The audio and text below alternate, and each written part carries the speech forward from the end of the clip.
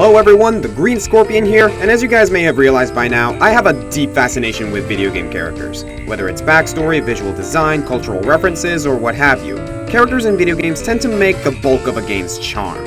As such, these characters need to make an impression on the gamer in a way that sparks interest, whether in a positive or negative way. One of these ways is music, specifically their themes. There are tons of characters in video games that are represented by a musical piece that, when heard, puts said character in the minds of gamers. A perfect example is the theme you're hearing now, Flutter vs. the Jesselshaft, which, after her appearance in Marvel vs. Capcom and Project X Zone, became Tronbon's theme. There are so many great character themes out there that it's about time someone made a countdown out of them. So today, I'm happy to present the top 10 greatest video game character themes. I'll be judging these pieces based on overall musical quality and, more importantly, how well it represents the character in question. Also, as with any music countdown, I'm keeping the one per franchise rule, but the themes can be from games that I haven't played yet. So, if a theme you like doesn't make the cut, it's either because I haven't heard it before, I didn't think it was good enough, or I just forgot about it. So feel free to mention any character themes that you like in the comments section, and I'll be happy to check them out. And on that note, let's get started.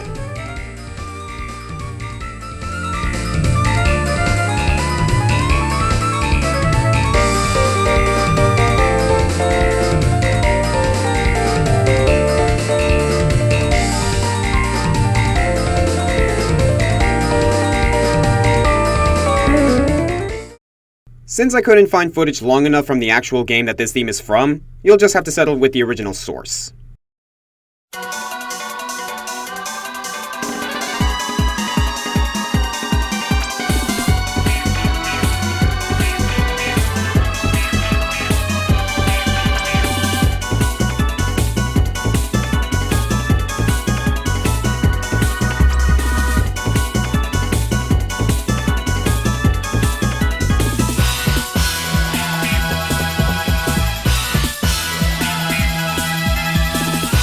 Right from the first few notes, you can already tell that this theme is going to be awesome. The theme is an adaptation of Pharaoh Man's theme from Mega Man 4, remade for the widely unknown Mega Man the Power Fighters. Considering Pharaoh Man's design is a nod to ancient Egyptian culture, this theme represents him extremely well. It immediately catches your attention with a slew of well-timed notes coupled with a harmony of what sounds like a synthesized Egyptian-style choir. The percussion starts to become more intense as the song goes into the melody, and what transpires is a musical concoction that stays true to Pharaoh Man's Egyptian principle, while the choice of instruments and fast beat project the futuristic motif of the Mega Man universe. This piece is very well constructed and, overall, just damn catchy with that melody.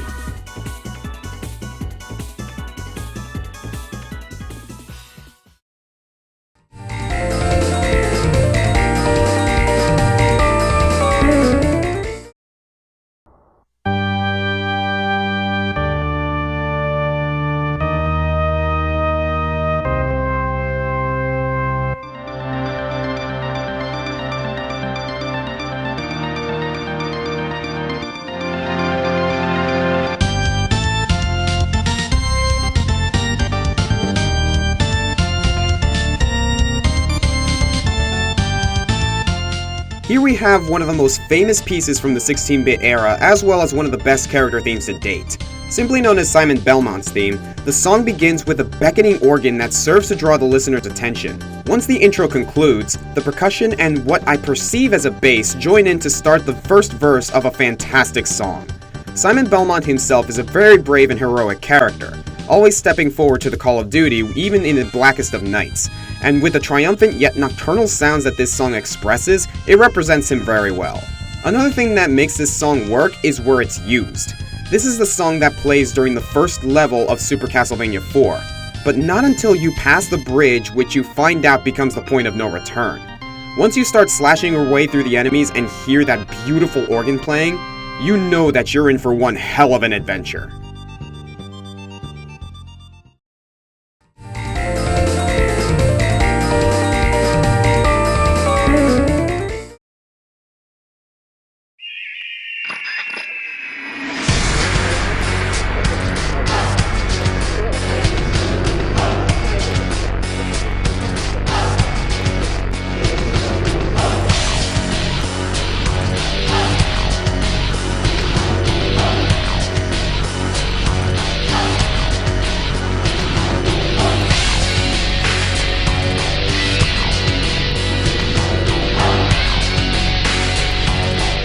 Once you hear that hard-hitting beat and that chanting choir, you get a pretty good idea of what to expect. This is why Knife Point, Bayman's theme from Dead or Alive 3, works so well. Bayman is an ex-Russian soldier who turned to the life of an assassin. He is cold yet upright, fierce but honorable. He is a man that you can come to respect, but at the same time you really don't want to get on this guy's bad side. You really start to get that vibe listening to this. This piece can be described as in your face with its hard percussion, rhythmic synths, choral chanting, and intense electric guitar. There's not a lot of melody to this song, but what it has is extremely cool to listen to. And you come to realize that once you start listening to this song, Bayman is someone you want on your side.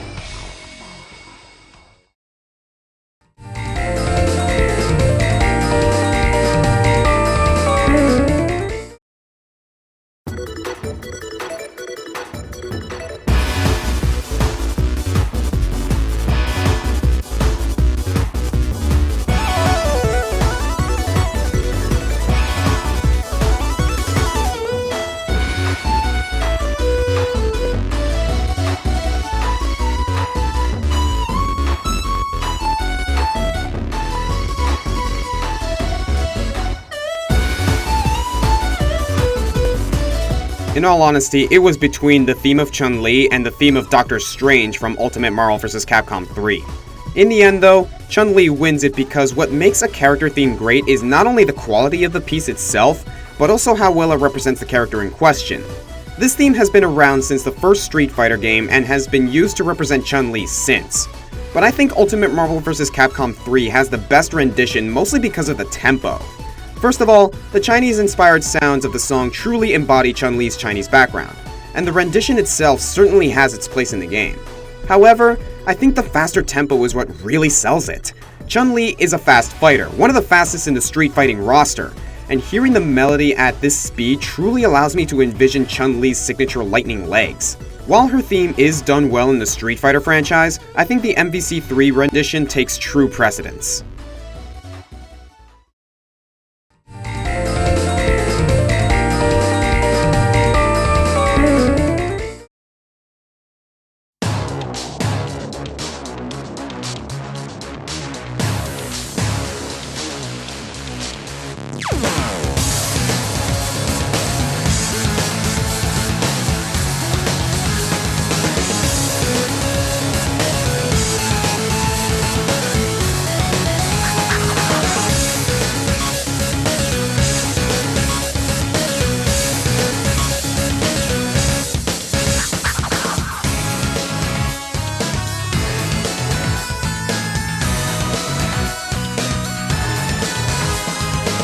Alright guys, you knew this theme was coming up at some point, but I'm pretty sure some questions are coming up right now.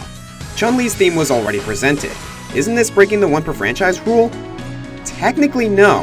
While Chun-Li and Guile both hail from the Street Fighter franchise, the theme of Chun-Li that was just presented is from Marvel vs. Capcom, which stands as its own franchise. Another question that might pop up is why I chose this version as opposed to the famous theme from Street Fighter 2. While the theme from Street Fighter 2 stands as a more popular and classic piece, I think the theme of Guile from Super Street Fighter 4 is superior in terms of quality, and for several reasons. Guile is seen as a collected and calculating fighter, always stepping forth to protect his allies and his country. The hard percussion and the electronic sounds in the melody certainly give that vibe while still giving us a piece with great detail. However, Guile is also a troubled soul, courtesy of the mayhem he has witnessed over the years. Once you start hearing that piano and the guitar come in and the core instruments back off into a softer tone, it truly shows that Guile is a very three-dimensional character, a man who rises up to the line of duty while still being haunted by the thoughts in the back of his mind. I personally love this theme, and no, I'm not going to do the whole Guile's theme goes with everything meme here, because while that may be true, to me, this theme will always represent the proud soldier we all know as Guile.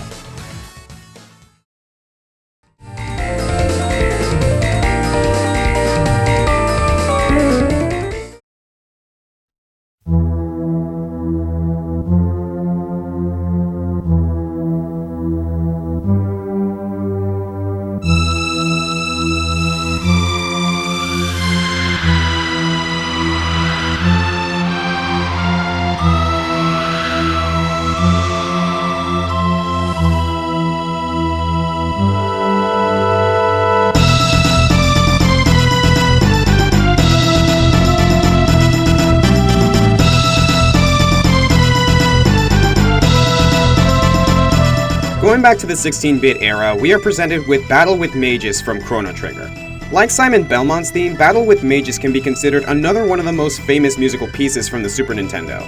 Magus himself is a very intriguing character, a sorcerer who has witnessed tragedy in his youth, and once destiny deals him a rotten hand, he challenges his fate by becoming the greatest spellcaster and the lord of the demons. When Chrono and company finally confront him, this wonderful theme starts playing, letting the player know that Magus is not messing around. Starting with a foreboding melody and ominous strings, it expresses the fact that Magus has been through hell and back, and once the melody comes in with strings, a flute, and a trumpet, you come to realize that you are dealing with something powerful. It's these features that are conveyed with this piece, and they epitomize Magus to a T. Magus has become one of my favorite characters in gaming, and this theme is only one of the few reasons why.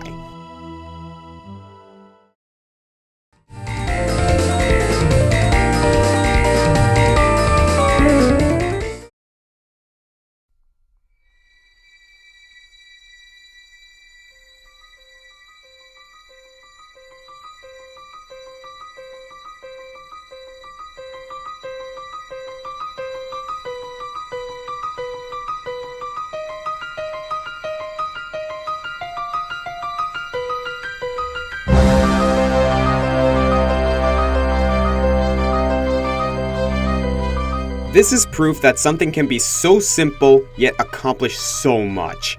Right behind you from Team Fortress 2 is such a fantastic piece, representing the suave, sleuthing spy perfectly. The song starts with a soft string note, and then the piano comes in with a simple but extremely effective melody. It conveys a theme of mystery and betrayal, the two things that truly describe the spy. Once the song comes in with the more foreboding brass section and melodic strings, it lets you know that the spy is a force to be reckoned with. However, what truly makes this song effective is the crescendo and decrescendo throughout the whole piece. It starts off soft, as the spy readies himself for his daring mission. Then the song starts to build as the spy comes closer and closer to his target. The song then reaches its climax with an accented note, as if the spy has plunged his knife into his unsuspecting victim. Then the song starts to back off, getting softer and softer as the spy retreats back into the shadows he calls home, waiting to usher his next target into the afterlife. This theme lets you know that the spy is not only a master of the shadows, but also an agent of death, and you could be next.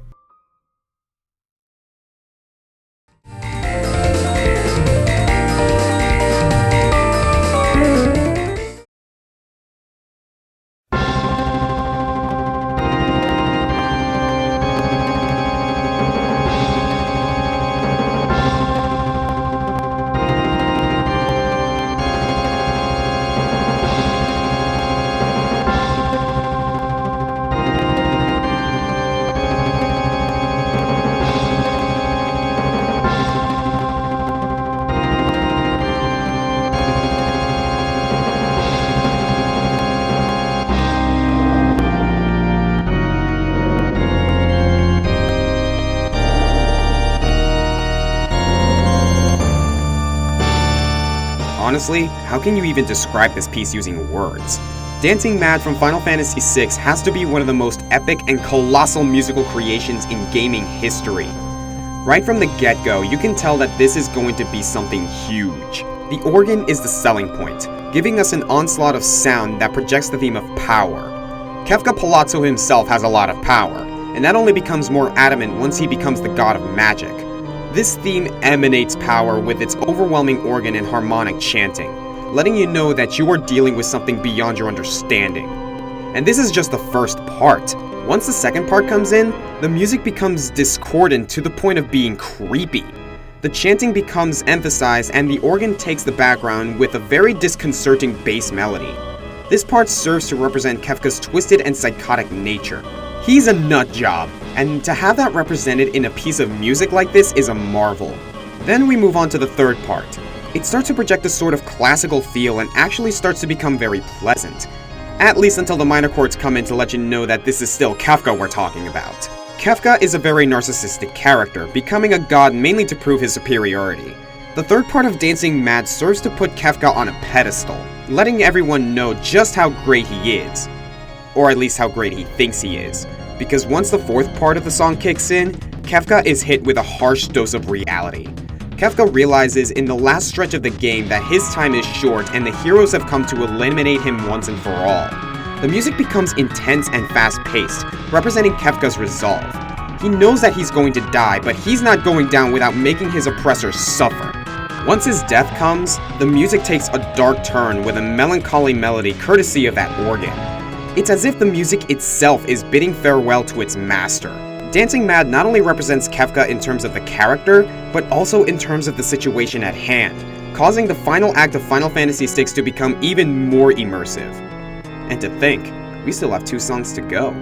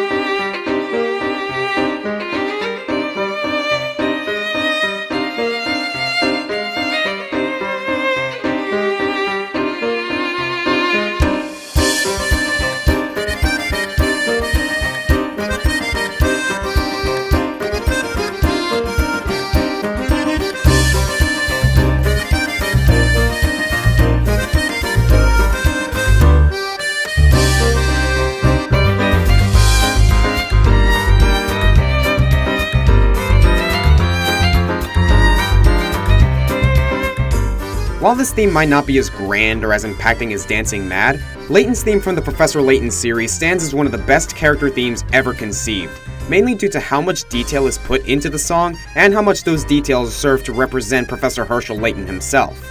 From the beginning, the piano in and of itself is a bit of a mystery. It's not exactly a common melody and it really can only be described as enigmatic. That's exactly the point though. Professor Layton is a puzzle solver, and the piano in this song serves to accentuate his puzzle-solving nature. Then we have the violin, which comes in with a melodic and soothing melody. Considering Professor Layton's calm and composed demeanor, the violin is very appropriate with the way the melody is played. Then we have the accordion, which serves to represent Professor Layton's heritage. This gentleman in a top hat hails from London, where accordion music is a trend. Also, the style of the song is very proper and high class, representing Professor Layton's gentleman status. And finally, there's the use of the theme. Throughout the series, this theme starts playing when Professor Layton is at his finest, usually during the climax of the game where he shows just how good of an investigator he is, and all the while, he is still seen as an honest and humble gentleman. What puts this song higher than Dancing Mad is that while Dancing Mad takes more than 15 minutes to fully define Kefka Palazzo, Layton's theme takes less than 30 seconds to express the full nature of one of the greatest gentlemen in video games, our good man, Professor Layton.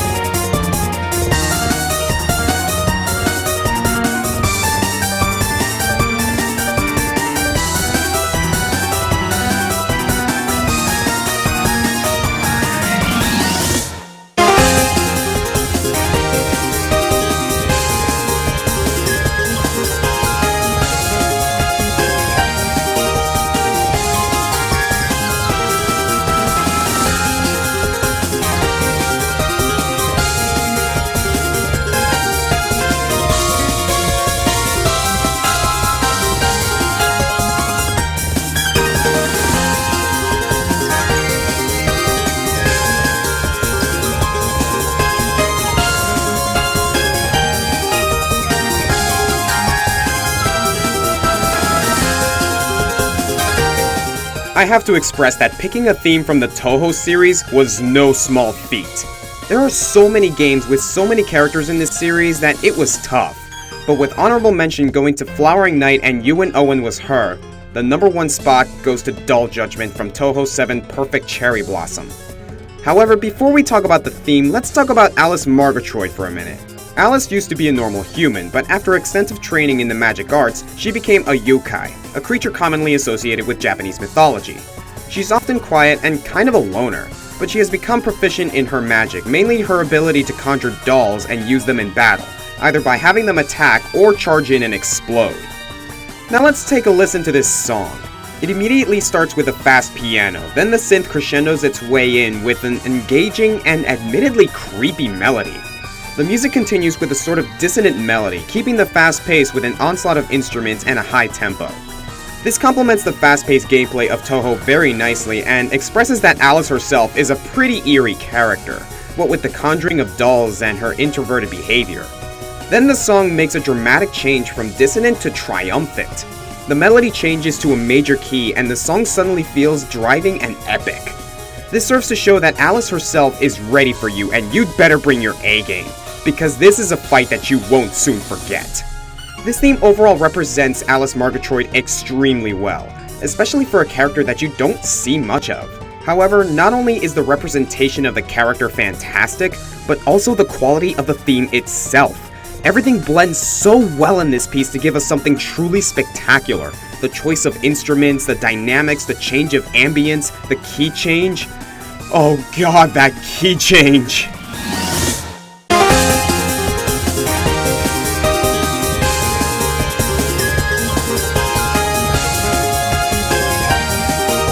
Video games have conceived many great character themes, many of which I wish I could show on this countdown. But I can't think of another that surpasses the excellence and exemplification of Dull Judgment, the number 1 greatest character theme not only in Toho, but also in gaming history. I am the Green Scorpion. See you guys next time.